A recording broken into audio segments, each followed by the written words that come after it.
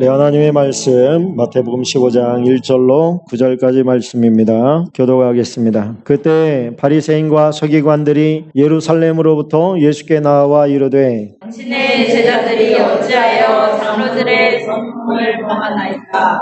떡 먹을 때 손을 씻지 아니하나이까? 대답하여 이르시되 너희는 어찌하여 너희의 전통으로 하나님의 계명을 범하느냐?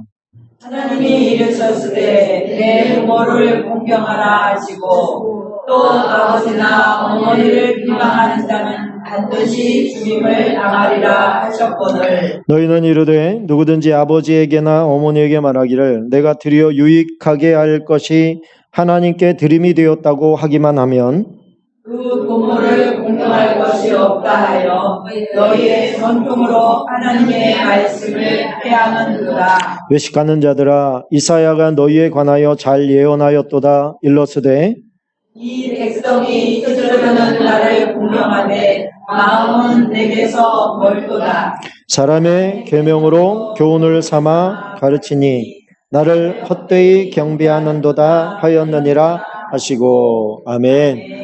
할렐루야. 네, 오늘도 우리 주님의 은혜와 사랑이 여러분과 함께 하시기를 예수님의 이름으로 축원합니다. 축원합니다. 오늘은 우리도 모르는 사이에 정착되어 버린 잘못된 지식들, 그것을 어떻게 하면 벗어버릴 수 있을까? 어떻게 하면 하나님의 말씀으로 그걸 대체할 수 있을까 하는 것을 좀 생각해 보려고 합니다. 우리도 모르는 사이에 의도치 않게 잘못된 지식들을 우리의 마음에 진리처럼 가지고 있습니다. 그것이 우리의 부모에게서 받은 지식도 있고 학교에서 받은 지식도 있습니다. 또 목회자에게 받은 지식도 있을 겁니다.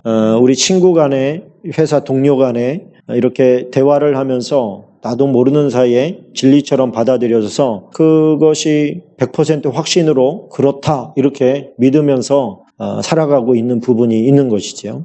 그것이 사람의 계명입니다. 하나님의 말씀과는 위배되는데 그것이 진리처럼 그 안에 들어와서 박혀서 뿌리 내리고 있는 거예요. 그런 부분을 우리가 어떻게 뽑아낼 수 있을까? 또 우리가 무심코 전한, 또 우리가 최선이라고 생각해서 한 말들이 하나님의 뜻과 위배되고 내 생각이죠. 내 생각. 내가 경험적으로 깨닫거나 배워서 알게 된 것, 그것을 진리처럼 전할 때도 있습니다. 주의해야 되는데 사실은 이야기할 때 잘 주의하지 못합니다. 우리가 받아들이는 것도 또 전하는 것도 주의하지 못하고 말씀이 기준되지 못하고 내 생각이 기준되어서 전달될 때가 많다는 거예요. 그런 것들은 비진리죠. 비진리인데 진리처럼 행세합니다. 그것이 진리처럼 받아들이게 되는 것이죠. 오늘 예수님께서 하신 말씀은 이사야서를 근거로 해서 말씀하신 겁니다. 이사야 29장 13절로 14절 보니까 주께서 이르시되 이 백성이 입으로는 나를 가까이 하며 입술로는 나를 공경하나 그들의 마음은 내게서 멀리 떠났나니 그들이 나를 경외함은 사람의 계명으로 가르침을 받았을 뿐이라. 그러므로 내가 이 백성 중에 기이한 일, 곧 기이하고 가장 기이한 일을 다시 행하리니 그들 중에서 지혜자의 지혜가 없어지고 명철자의 총명이 가려지리라. 이사야 때 550년에서 600년 전 사람이 예언한 것을 예수님께서 똑같이 지금 하고 있는 거예요. 그 얘기는 뭐예요? 옛날이나 예수님 시대나 지금 우리가 살고 있는 이 시대도 이 사실은 변하지를 않는다는 거예요. 아멘을 해야 되는 건지 모르겠습니다만 이게 좋은 내용이 아닙니다. 왜 그러냐면 하나님의 말씀과 사람의 계명 사이에 계속 충돌이 일어난다는 뜻이거든요. 하나님의 말씀으로 기준 삼으면 충돌 날 게 없습니다. 부부간에 충돌 날 게 없어요. 같이 하나님의 말씀의 기준을 삼았는데 왜 충돌이 나겠습니까? 그런데 한쪽 편이 사람의 계명을 가지고 있으면 충돌이 납니다.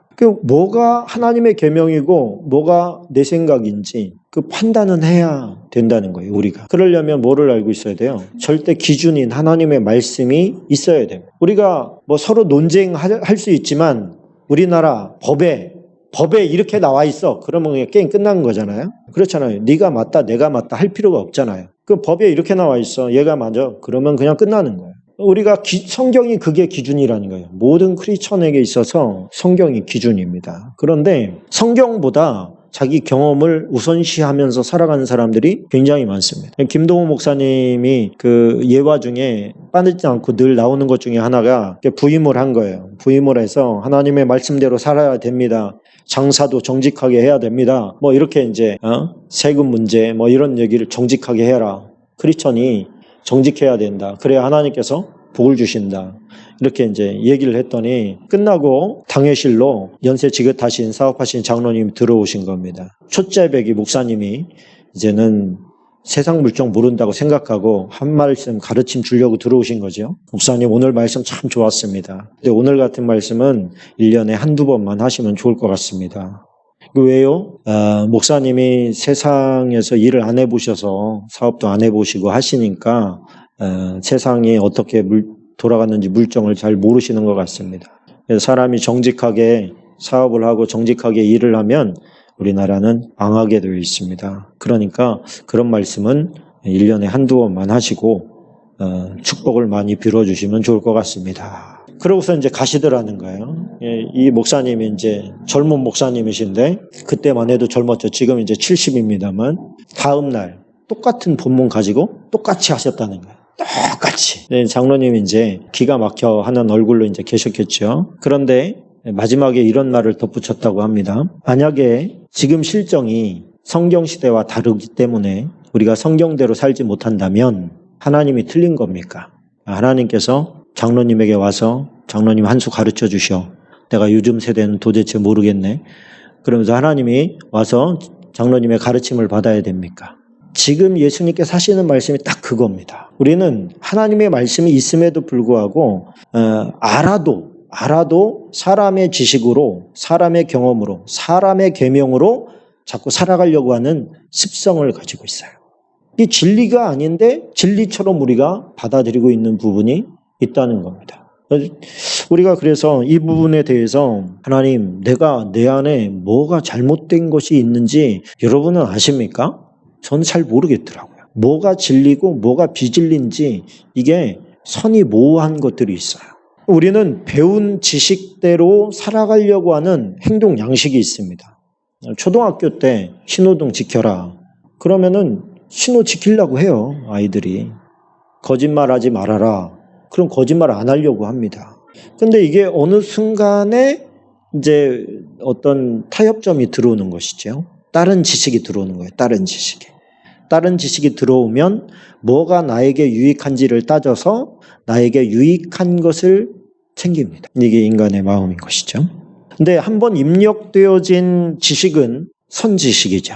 선지식. 기준이 되는 지식이란 말이에요. 기준이 된단 말이에요. 엄마가 무슨 얘기를 해줬어요. 그럼 아이의 뇌에는 이제 그 말이 기준이 됩니다. 그럼 엄마 말이 얼마나 중요해요. 애들이 맨 처음 태어나서 맨 처음 교육받는 게 엄마잖아요. 축복받는 것도 엄마, 축복해주는 것도 엄마. 아버지들이야 직장 다니라고 뭐 시간이 있습니까? 요즘에 엄마들도 마찬가지긴 하지만 그 첫 번째 배운 것이 첫 번째 지식이 됩니다. 기준이 되는 지식이에요. 그런데 하나님의 말씀이 만약에 기준이 되면 얼마나 좋겠습니까? 그죠? 말 배우기 전에 글부터 배워가지고 성경부터 읽어라. 유대인들이 뭐 성경에다 꿀을 발라놓는데죠. 말씀은 달다. 그래가지고 한 가지 기준으로 살라는 뜻이거든요. 한 가지 기준으로 살아라. 이 사람이 얘기하면 이쪽으로 확 휘둘리고 저 사람이 얘기하면 저게 맞는 것 같으네. 그리고 이쪽으로 가지 말고 하나님의 말씀의 기준을 딱 잡고 마음의 중심을 잡고 가라는 거예요. 그러면 하나님께서 말씀하신 것은 세상법과 위배될 때가 있죠. 우리가 그 장로님이 한 말을 왜 우리가 이해를 못합니까? 이해하잖아요. 이해해요. 법대로 하면 망할 수도 있죠. 우리나라 법은 뭐 특별히 그렇다고 그러더라고요. 그런데 우리가 세상 법을 믿고 살아가는 게 아니라 하나님을 믿고 살아간다는 걸 우리가 분명히 해야 됩니다.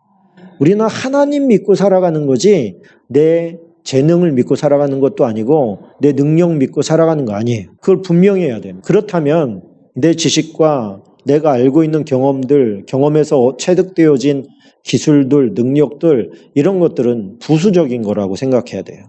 주는 나의 판단 기준은 하나님의 말씀이다. 그러니까 하나님의 말씀에 대해서 내가 많이 알고 있어야 되죠. 판사가 법을 모른다. 이 사람이 얘기하면 그 법이 맞는 것 같고 이 사람이 얘기하면 이 법이 맞는 것 같다. 그럼 그 판사를 어떻게 믿겠습니까? 최소한 판사는 말씀에 대해서 빠삭해야 되겠죠. 그러니까 그 앞에서 물어보는 거잖아요. 목사도 마찬가지라고 생각해요. 그런데 판사가 실수할 수 있습니다. 목사도 실수할 수 있습니다. 목사가 가르치는 말이 여러분들의 말씀에 대한 절대 기준이 되면 안 됩니다, 사실은. 그런데 우리가 주일학교 선생님들이 절대 기준을 제일 먼저 가르쳐요. 부모 다음으로. 그것이 기준이 됩니다. 그래서 주일학교 선생님들이 정신 바짝 차려야 되는데, 어느 목사님에게 배웠느냐에 따라서 그 사람의 신앙 행보가 많이 달라지잖아요. 장로교에서, 감리교에서, 침례교에서, 성결교에서 어느 목사님, 또 어느 성향의 목사님에게 배우느냐에 따라서 말씀을 보는 해석의 각도가 완전히 달라져요. 이 말씀은 이렇게만 전해라 라고 하는 게 없잖아요. 왜 없는지 아세요? 하나님의 무한하신 그 능력을 제한시킬까 봐 그렇게 정하지 않는 거예요. 이 세상에 굉장히 많은 주석책들이 있습니다. 참고서적에. 그것이 진리가 다가 아니에요. 그래서 하나님의 말씀은 제가 읽으면 저에게 주시는 말씀이 있죠. 저에게 주시는 말씀을 가지고 여러분에게 나눠드리는 거예요. 그런데 저에게 주신 말씀이지 여러분에게 주신 말씀이 아닐 수도 있어요. 여러분의 말씀은 어떻게 받아야 돼요? 직접 받으셔야 돼요. 이 성경 말씀은 너무나 신기하잖아요. 그죠? 오후 시간에 나눔하면 은혜 받는 파트가 다 달라요. 그죠? 나는 여기에서 은혜 받았는데 이 사람은 전혀 내가 별로 관심도 없는 부분에서 은혜를 받기도 하고. 왜 그래요? 하나님께서 각자의 마음에 침투하는 능력을 하나님의 말씀에 숨겨놓으셨기 때문에 그렇습니다. 그렇다면 제가 어떤 필터가 되면 안 돼요. 아멘 하셔야 됩니다. 여러분 앞에 성경이 있잖아요. 그러면 여러분 앞에 그냥 필터 없이 그냥 들어와야 돼, 나한테. 이게 왜 안 되는지 아세요? 이게 하나님의 말씀을 가까이 함이 부족하기 때문에 그래요. 캐톨릭에서 너희들은 성경을 해석할 수 있는 능력이 없으니 우리가 떠먹여 주는 것만 먹어라. 그게 안전하다. 그래야 성경을 못 보게 한 거 아닙니까? 그러나 종교개혁이 한 게 뭐예요? 성경을 돌려준 거예요. 하나님의 말씀은 모든 사람에게 적용되니 당신들이 읽고 당신들이 판단하고 당신들이 기준 삼아라. 그리고 성경을 던져준 거예요. 어떤 일이 벌어졌어요? 모든 사람들에게 하나님께서 말씀하기 시작한 거예요. 성경 말씀을 통해서 말씀하기 시작한 거예요. 우리 그거 해야 됩니다. 여러분 유튜브 말씀, 좋은 말씀 얼마나 많습니까? 성경 공부도 많지요. 그러나 제일 중요한 것은 이해가 안 돼도 내 눈으로 보는 거예요. 내 눈으로 하나님의 말씀을 읽는 겁니다. 힘들고 어려울 때 더 봐야 돼요. 그리고 매일 일정 분량을 읽겠다고 결심해야 돼요. 이거를 망가뜨리려고 하는 게, 이거 못하게 하려고 하는 게 보통 이게 사단이 집요하게 장난치는 게 아닙니다. 왜냐하면 성도들의 힘은 말씀과 기도에서 오거든요. 예배, 말씀, 기도 이 세 가지만 조금 이렇게 삐딱선을 타게 만들면 성도 하나 쓰러뜨리는 건 일도 아닙니다. 공급받을 힘이 없기 때문에 어디에서 에너지가 와요? 영적인 에너지가 어디서 옵니까? 말씀과 기도와 예배에서 오거든요. 이거 못하면 결국에는 우리 바로 설 수가 없는 거예요. 이스라엘 사람들이 40년 동안 광야에서 만나와 메추라기 먹으면서 매일의 양식을 먹으면서 살았던 것처럼 우리도 마찬가지입니다. 지금 여러분 주일날 전해드리는 설교로 일주일 못 삽니다. 그렇죠? 일주일 못 살아요. 예배 시간 이렇게 나가면서 잊어버릴 수도 있고 그 말씀이 떠오르지 않고, 요즘에는 옛날에는 말씀 먹을 기회가 너무 없으니까 곱씹고 되새김질하고 계속 그렇게 했어요. 근데 요즘에는 나가면 다른 거 볼 시간이 너무 많잖아요. 다른 거에 정신 팔릴 시간이 너무 많기 때문에 하나님의 말씀이 금방 잊혀집니다. 그래서 더 많이 우리가 하나님의 말씀을 기준 삼아야 될 줄로 믿습니다. 이 사람들이 하는 지금 시비 건 게 뭐예요? 손을 씻지 않고 먹었다는 거예요. 손을 씻지 않고 먹었다. 손을 씻지 않으면 어떤 일이 벌어지죠? 더러운 손으로 음식을 먹는 거죠. 더러운 손이 음식을 닿으면 그 음식이 어떻게 되죠? 더러워지죠. 그 더러운 음식을 먹으면 내가 어떻게 되죠? 더러워진다고 생각한 거예요. 이게 장로들의 계명입니다. 사람의 유전입니다. 그래서 레위기에 보면 하나님께서 여기에서 이제 유출된 게, 파생된 게 이제 확대된 건데, 레위기 15장 11절에 유출병이 있는 자가 물로 그의 손을 씻지 아니하고 아무든지 만지면 그 자는 그의 옷을 빨고 물로 몸을 씻을 것이며 저녁까지 부정하리라. 이 말씀이 이제 확대 해석돼서 씻지 않고 뭐를 먹으면 그것이 이제 더러운 것이 내 안으로 들어오면 내가 더러워진다. 이렇게 이제 해석까지 하게 된 거예요. 이제 많이 나간 거죠. 예수님께서는 입으로 들어가는 것이 사람을 더럽게 하는 것이 아니라 입에서 나오는 그것이 사람을 더럽게 하는 것이니라. 이렇게 교정해 주십니다. 자, 오늘 이 메시지가 그것이 핵심 포인트입니다. 우리가 하나님의 말씀을 보면 잘못 이해했던 것을 바로 잡아주시는 거예요. 하나님의 말씀으로 바로 잡아주시는 거예요. 그럼 우리는 뭐를 선택해야 돼요? 바로 잡아주신 말씀을 붙잡아야 돼요. 이 사람의 전통이 내가 이제까지 이해하고 있던 그 토대 위에다가 하나님의 말씀을 더 씌우는 게 아니고 이걸 버리고 이거를 택해야 되는 거예요. 하나님의 말씀을 딱 잡는 겁니다. 그동안 내가 잘못 살았습니다, 주님. 잘못 이해하고 있었습니다. 내가 예수님의 말씀으로 정정하기를 원합니다. 정정할 때 생각을 바꾸는 것이고 습관을 바꾸는 거예요. 쉽게 되는 게 아니에요. 마음 먹는다고 되는 게 아니에요. 하나님이 도와주셔야 되는 거예요. 사랑해야지요. 우리가 모릅니까 그거를? 원수까지 사랑해라. 그거 모릅니까? 알지만 안 되는 거죠. 그래서 예수님께서 해주신 게 뭐예요? 비유로 들은 게 십계명 5계명에 네 부모를 공경하라 그랬는데 고르반이죠. 고르반. 재물이라는 뜻인데 고르반 그런다는 거예요. 이건 뭐냐면 사람이 버는 것은 한계가 있잖아요. 그런데 부모를 공경하려고 하면은 비용이 들어간단 말입니다. 비용이 들어가야 되는데 비용을 지불하라는 거예요. 예수님께서는 지금 하는 게 뭐냐면 비용을 지불해라. 여기서 공경이라고 하는 것은 부모를 이제 지금처럼 이제 어떤 복지 이런 게 없을 때였으니까 그냥 자식이 부모를 돌봐야 되는 거예요. 그런데 부모와 관계가 좋은 사람도 있지만 나쁜 사람도 많단 말입니다. 좋은 사람이 많겠어요? 나쁜 사람이 많겠어요? 사실은 나쁜 사람이 더 많습니다. 부모님과 관계가 틀어진 사람이 너무 많은 거예요. 그러니까 부모에게 잘해주고 싶은 생각이 없는 거예요. 복수하는 거죠.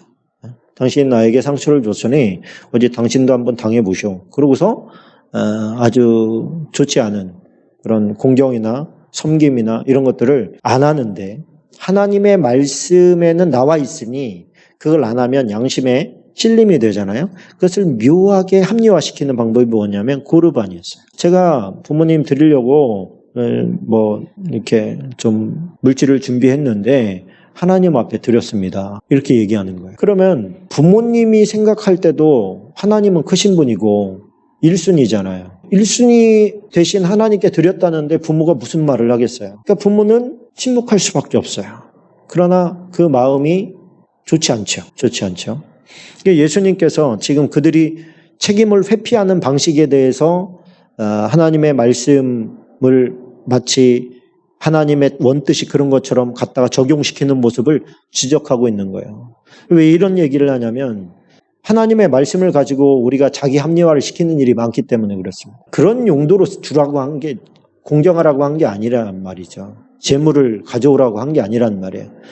그럼 내가 부모를 공경하라 그랬는데 마음이 안 돼. 내가 부모님으로 상처를 너무 많이 받았어요. 괴로워요. 힘들어요. 그러면 우리가 어떤 방식을 취해야 됩니까? 하나님께서 부모를 공경하라고 했는데 내 마음이 그게 안 됩니다. 그거 가지고 싸워야 되는 거거든요. 그런데 그렇게 피해버리면 이 정면 돌파가 안 되는 거예요. 하나님께서는 관계가 틀어졌을 때 이것을 하나님의 말씀으로 돌파하기를 원하시는데 회피해버리는 거예요. 그것도 하나님께서 주신 말씀을 가지고 자기의 이익의 재료로 삼는 것이죠. 감정적인 이익의 재료로. 그러니까 하나님께서 그렇게 회피하는 방식으로 하나님의 말씀 쓰면 안 된다라고 지금 말씀해 주는 겁니다. 너희들은 지금 사람의 계명을 쫓아서 사람의 유전, 그런 하나님께 드리면 부모님께는 못 드려도 용서된다라고 하는 게 사람의 계명이라는 거예요. 장로들의 계명. 장로는 누구예요? 장로는 사람들에게 존경과 신망받는 사람이에요. 사람들에게 존경받는 사람이 얘기를 해주는데 그 얘기가 하나님의 말씀과 맞아요? 틀려요? 틀려요. 그런데 자기 감정상 뭐를 더 받고 싶어요? 사람의 계명을 받고 싶은 거예요. 우리의 유혹된 마음입니다. 우리가 하나님의 말씀 앞에 기준을 딱 삼으면 사람에게 물어보는 것은 안 해도 돼요. 말씀에 나와 있는 것은. 아멘이시죠? 그런데 나와 있음에도 불구하고 물어보면 이유가 뭐예요? 피하고 싶은 거예요. 이 정확하게 나와 있는 말씀을 피해가고 싶은 거예요. 인간의 심리가 그렇다는 거예요. 근데 그렇게 돼서는 안 된다. 직면해야 된다. 하나님의 말씀에 직면해서 그 말씀 앞에서 너가 맞춰야 된다. 힘들더라도 그걸 맞춰야 된다.